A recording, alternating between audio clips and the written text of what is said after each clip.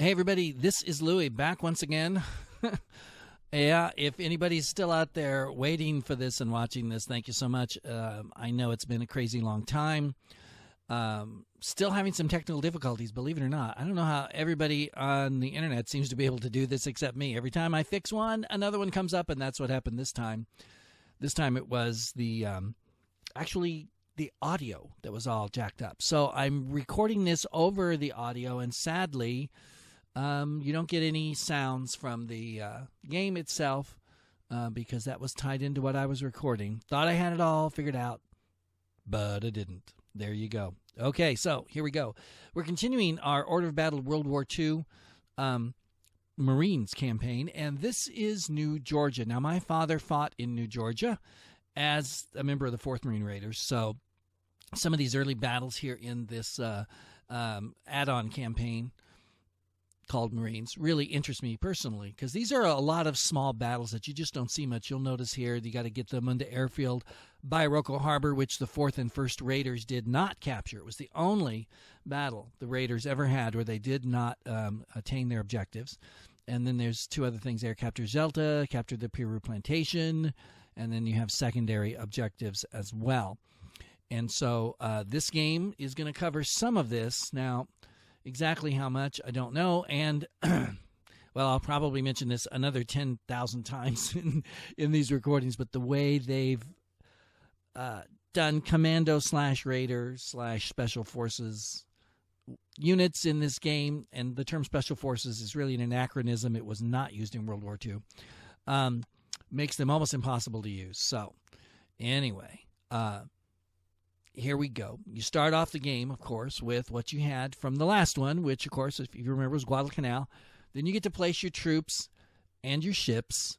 And there's Rice Anchorage, which is a place that the Raiders captured. They can't capture it in this game because Special Forces, Raiders, Commandos, whatever, Rangers, I assume as well, units cannot capture things like this. They can go through them, but the flag doesn't change. You got to have regular units for that. I don't understand that decision, and it really ticks me off, as you can tell. So I'm just going to try and move on and beg your forgiveness. I'll really try to do better, and sorry for my voice. So here we go. Got to have a supply ship at each one of these, of course, and then you have to, you pick which units you want to invade where and what you want to do with them. And if you have the points, you can buy new units, of course. They are continuing, by the way, to expand Order of Battle World War II. The Matrix just had an announcement on their website. There's going to be an upgrade to that as well, I believe, and they're going to release a lot of and continue to release a lot of campaigns for this. So, in a lot of ways, I see this as the successor to Panzer Corps, which, as you may know, is wrapping up. That was also on Matrix's website just this last week. So as they wrap up and kind of close up that game system, they have this system, which in most ways I think is superior to Panzer Corps. It's very similar to it, but I think is superior, with the obvious exception of that thing I just talked about that I don't want to talk about anymore because I know you're sick of hearing it. So that problem which shall not be named. How's that? There we go. So you got to set up your units and figure out what you want where. And it does help, and this is one of my weaknesses when I play these games. And you should know, I do review these games. I do playtest. I'm playtesting a game right now that I can't tell you about, but when it is released, I will. Doesn't mean that I'm a good player, however. Don't think that because I make these videos, I'm making them because I think I'm really a good player and you just need to see how hot I am, because actually I'm not that good of a player, I'm embarrassed to say. And one of my weaknesses is I tend to not read the rule book. I just want to jump in and play, right? So, of course, the problem with that is it's hard to play a game well if you don't know how it works. And in these computer games, it's actually, I think, even more important than it would be, say, in a board game, because, believe me, the AI knows how everything works. And it's not going to forget something in the same way that, say, I all the time forget to move units. If I've got units off in a corner somewhere, I'll forget to move them. All right, here we go. We're hitting the beach, moving in. I set up a force down here. As you can see over on the left, this force will go towards the Munda airfield, picking up points along the way. And so I wanted to start off over here on the right and establish this is sort of my initial beachhead and supply point, and then take the road to the right, move forward, move across, capture the flag there, and then move over to Munda airfield. Now over here, we're going into Rice Anchorage, and to start there. And Rice Anchorage historically, by the way, was a place, as I said, where the Raiders were. It did serve as a supply and evac point, and as some other places did as well. One of the things which I did, and since I'm recording this after the fact, I'll just fess up to this. I have these planes out here which are great, but I don't have an airfield to land them on, and there's no aircraft carrier. And so this is going to become a problem, my friends. Little hint, if you play this, you might want to wait until you've captured or are about to capture the airfield before you bring your planes on. Just a thought, because they do have to land. Yes, some of my transports have not moved. Do I want to move them? Yes, indeed. So I'm going to get those dudes moved over there. Game kind of starts a little slow on these invasion turns because you can, you get up to the beach, but then you can't really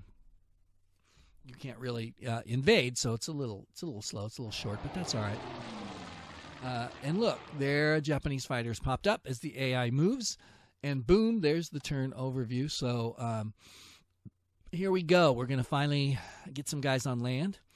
You can see there's Japanese forces there that I'll have to contend with. And so, oh no, I'm sorry, those are the Raiders. No, that's the plane. Gee whiz, okay, wake up. So I'm sending the plane down to Inogai to check that out. Another place where the Raiders did capture and evacuated some wounded out of, and based their assault on Bairoko from there. They were there first before they hit Bairoko. They're going to get a little support here from the ships. Pound the Japanese positions before I send my troops in. Always a nice idea to soften them up.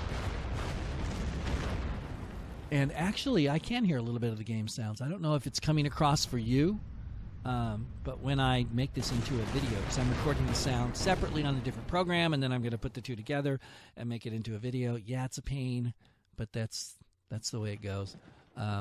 We'll see if I can make sure it's loud enough to hear. Here we go.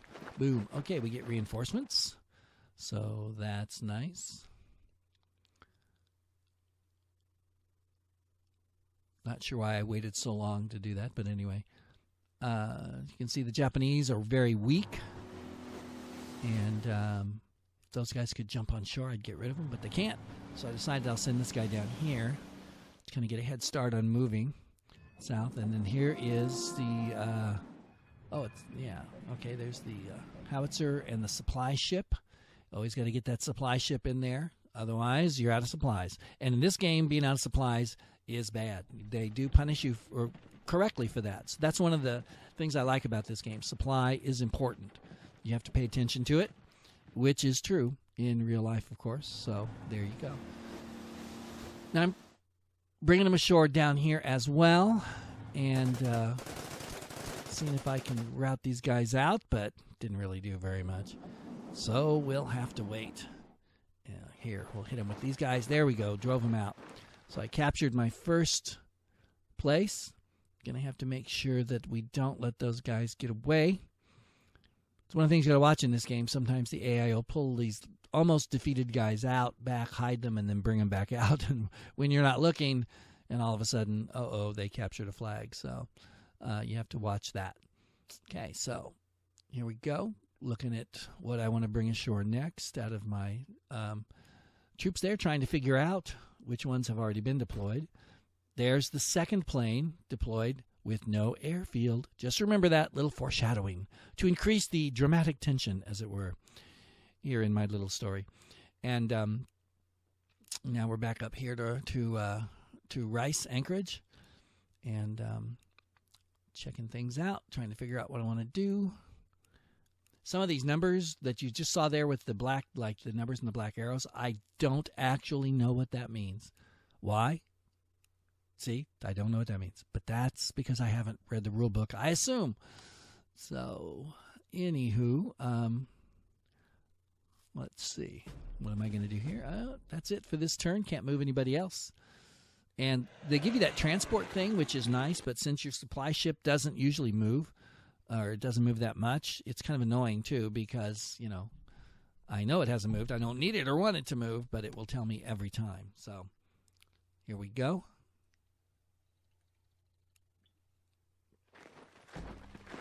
And we're going to attack them again. Try and take them out. Almost. They retreated. And so now it's time to bring other troops in and get started. Get moving. There we go. Got a nice light tank, which is really nice.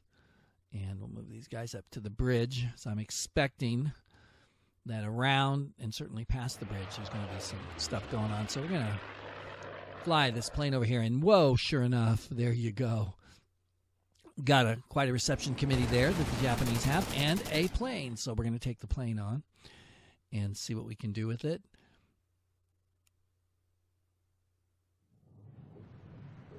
And get that supply ship down there so that we'll have our supplies. And then back up here, got our plane checking out Inogai. And you can see Bairoko there towards the left, where the mouse pointer was. And that was an extremely tough battle. We'll talk more about that when we get closer to it on the in the game. And so let's see. I decided, hey, instead of walking all this way, why not bring these guys down further and land them?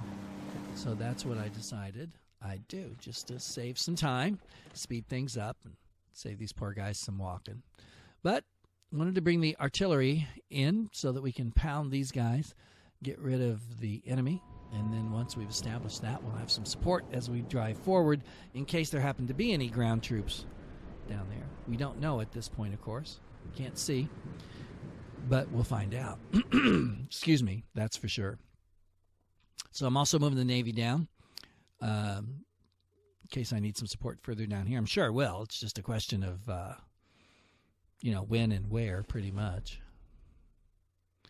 The topography of this map, too, I will say around Bairoko is, I don't consider it very accurate. Maybe we'll talk more about that, too.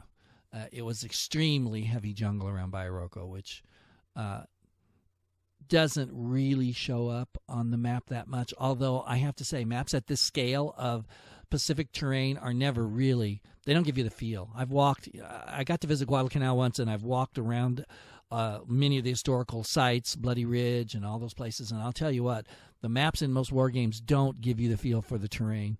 It's much less jungle there now due to population growth and other things, but the hills, how steep they are, it's amazing, and you don't get that sense in most of these games. So, I understand what they're working with at this scale. I don't really know how you model that, but it's just something to keep in mind when you play these games. In real life, the terrain was a lot harder than it looks like in most of these games. There's that Japanese fighter buzzing around, trying to check me out. And so I'm going to go check it out. Let's see if I can give him a bad day. Yeah, got 2 points on him. So he's weak. And I bring the ships down, because sometimes they can do anti-aircraft fire. I'm not seeing anything with these, though. Of course, it could have been me, the way I'm moving them as well, so who knows. But anyway, time to get moving. Now that I've got rice, we're going to come on down here and get the artillery moving as well. Notice the front line, the lines that show the front line. They're important because if you get outside that front line, you can lose supply. Now, most units, of course, move the front line forward when they move, but Raider and Commando units don't, which is the big problem with them, is they're constantly out of supply unless, they're following or right alongside of a regular unit. Okay. So here we go. We're going to take him out. Got him. He's gone. So we're trying to clear that right flank so that we can, pivot to the left drive over the bridge, which I'm holding right now, and drive for the airfield, because that's the goal. And as you can see, like I said before, there's a pretty good little reception committee there. Now I'm looking around to see who else I can bring in, because, hey, I will take all the artillery I can get. Artillery is, as I've said before in this series of videos, I think is pretty well modeled in this game. It's probably a little easier to move around than it is in real life, but on the other hand, it is powerful. It is strong. Whereas a lot of games I've played, artillery isn't really, the queen of the battlefield, as it's often called. But in this game, it's pretty tough. So I'm glad to see that, because I think that's realistic. So, all right, time to let the AI have its say, and boom, it's attacking my ship. You little rat! And here comes the Japanese charging over the bridge. You can see Bairoko there now. You can tell it's got a stronghold there, which it certainly was. It was very well defended. And you can see the Japanese have hit us, trying to get over the bridge, pulled back.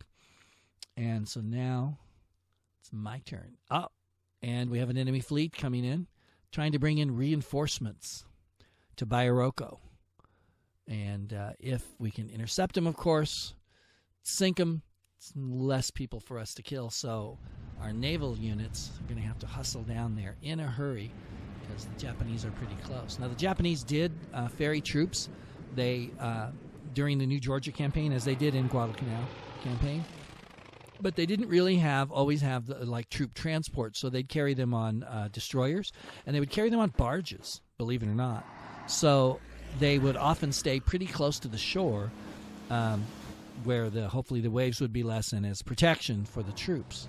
And so I'm thinking, as I'm moving down here, they're probably going to be close to the shore, and that's where I'm going to focus, because in a minute I'll lose sight of them. They'll disappear.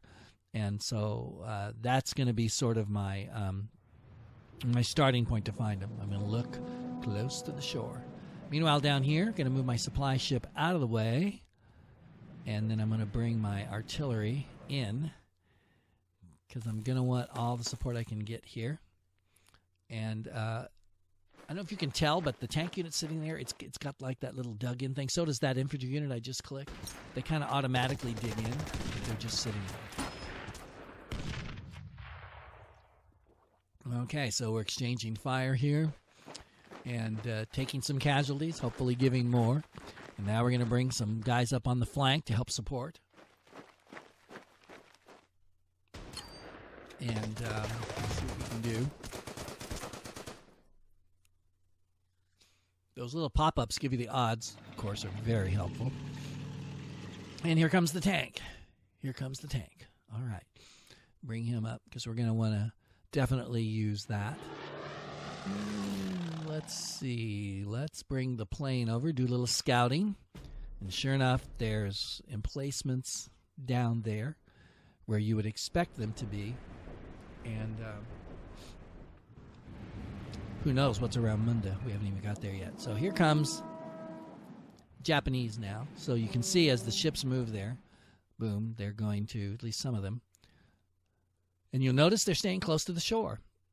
And that's very realistic. So props to the designers or the scenario designer on this one, because that's reflects what actually happened when the Japanese moved troops, especially in short-term moves, around an area. I'm not saying, they put them on barges from Japan to the NewGeorgia, but when they moved them around up and down the slot and in the Solomons and in NewGeorgia, they did that often. So small ships, light ships, and even barges. So good for them. I like that. That's just a nice little touch. It's really good in these games that when they can give you those little touches of reality, it just sort of helps the whole atmosphere of the game and kind of makes you feel like, there's a lot more stuff going on. And it just makes it feel, more like you're really in the moment. Now, this whole thing is about 50 minutes long, this whole thing that I recorded. So I am going to split it into two. So in about 5 minutes or so, wherever the break is good, I'll call that and we'll break. So we'll give you 2 videos out of this. One session that I had, because 50 minutes is kind of a long time to sit and stare at your screen. And so that's the plan here. So here we go. Let's see what we're doing here. Gotta get these guys. And we're weakening them, but you'll notice we're taking casualties. That 1 unit's down to 6. Now that guy's down to 5. That's not good, obviously. And here comes the Japanese bomber from Munda, more than likely, we assume. And he's going to pound on us. Now we're down to 4. That's really not good.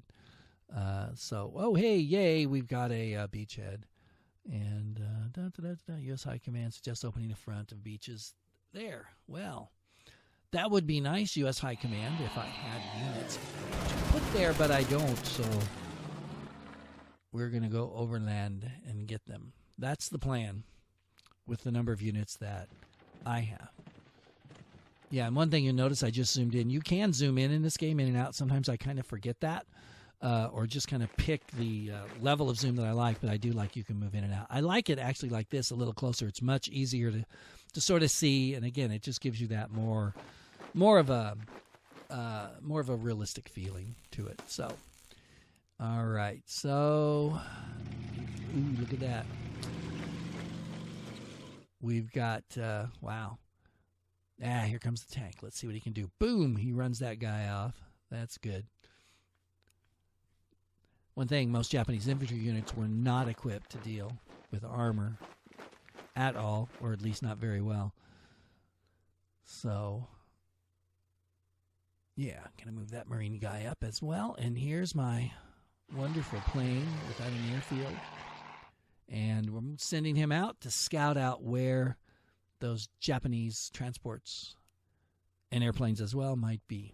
You can see there's a plane out there somewhere. It's probably my O fighter buddy. And now I'm going to bring the Navy up as well. So we've got to get in there and get those ships before they can land those troops. The last thing we need is more troops, right? More enemy troops. I could use more friendly troops. So here we go. Boom, we're going to land. And so we're going to pull him in, and he will land next turn. And overland, here comes this Marine unit marching and bringing the artillery with him. You notice it has a truck symbol. It's motorized. In most of NewGeorgia, most of the trails they walked, you could not have had a truck drive on those trails. It was so heavily jungled, and the trails were basically footpaths. So that's an exaggeration.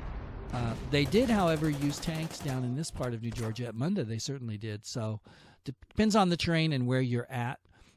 Certainly on the approach to Bairoko, from what I've read and heard from guys I talked to that were there, I doubt seriously you could have gotten a tank in there. Maybe, but who knows? So here we go. The AI's thinking, trying to figure out what to do. The AI in this game is pretty good. It's not, great, but then again, it's playing me, so it doesn't really have to be great. And it is fairly aggressive, which I think is a good thing. I like it when the AI is not passive. In some cases, of course, it should be if it's a purely defensive thing. But usually, like here, you want the AI to both defend and attack. So it's good that it's a little aggressive, looking for ways it can hurt you and hit you. Maybe looking to go around your flanks, things like that. That's what you want to see. So here we go. We're going to. I need to stop saying "here we go," don't I? Sorry. Aha! Found him. Look at all that. Look at all that. All right, we got to bring the Navy in here. You may be outnumbered, boys, but you got one ship that's much bigger than anything they've got. So we should be able to handle this, hopefully. And we've got a plane, which should help even the odds as well. Pardon me while I slurp some sun tea. Here in Arizona, we live on sun tea. I know I do, even though it's starting to cool off now, but still. Come on. And it's decaf, so there you go. Trying to be good to myself in my old age. Okay. Now, you notice I just landed those troops there, those U.S. Marine Raiders, and the flag stays the same. I do not understand that design decision. That's just crazy to me.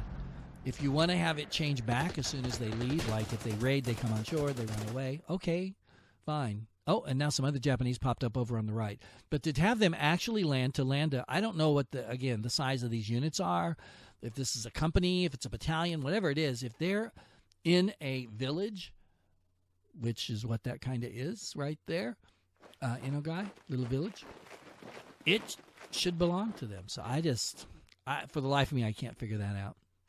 Okay, here we go.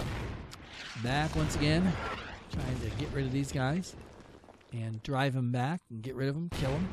That's what we really want to do, is just kill them. Here we go. Got my artillery fired up now and taking on that strong point.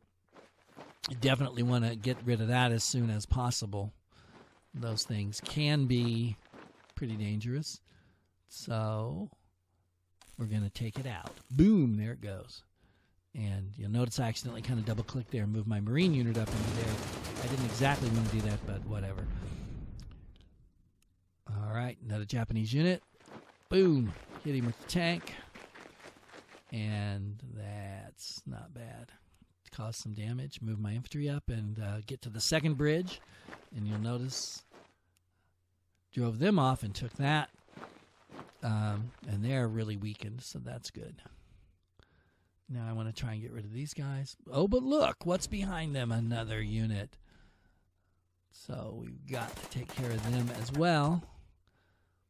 Especially since they're sitting on kind of right by the river there. They could be a flanking problem. Could be. Okay, AI's moving, so we're going to break here, and we'll be back with you with the second one very soon. So, in fact, hopefully I'll put both of these up within a day or so of each other. So this is Louis saying thanks for watching, everybody. Take it easy, and I will see you later.